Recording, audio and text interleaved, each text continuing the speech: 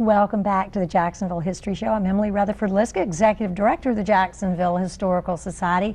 And with me now to wrap up the show is Historical Society President Jerry Spinks. Welcome back, Jerry. Good to be here. For people who follow the Jacksonville Historical Society, one of our most closely watched activities is our annual list of endangered structures. And the media usually follows that. Other people keep in touch because, of course, we care about our historic buildings in town, or ostensibly we do. So we're adding a new feature to the Jacksonville History Show.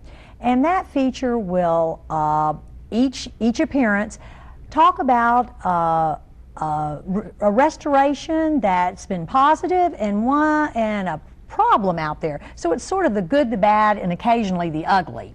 And let's start now with an old building, terribly important to Jacksonville, and it really is the good news. Something went so right with saving this building. And Absolutely. And that is the Five Points Theater.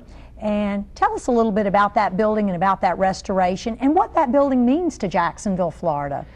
Well, the essence of that endangered property list is grounded in the principle that the Historical Society is the advocate for the landmarks of Jacksonville. We need to know where they are, what condition they're in, landmarks great and small. And this particular one is in 5 Points. It is the 5 Points Theater building. It was built in 1927.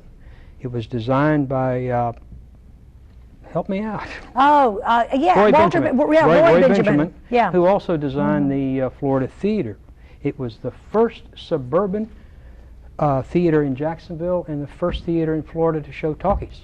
Big deal. Big deal. And if you'll go to the problem one now, we were doing a close-up first because I know we only have about 40 seconds left. Wow. So we may have to, there's the right good there. still. Okay, that's what it looked like when Jack Shadd and his sons, Mike Shadd and his sons Jack and Bill started and finished it.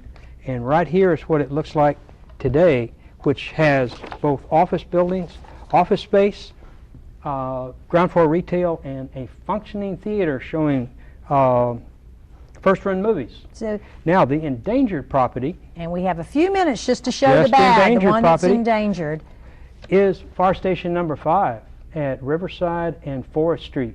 Now it was built in 1910, and as the paper at that time said, it was commodious space, had 4 horses, 14 men, and 2 apparatus.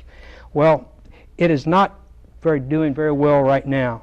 And right there it is, and it needs to find a new home inside of Brooklyn. And that's our charge, is to figure out a way for that particular building to have a new use in Brooklyn, which it's always been a part of,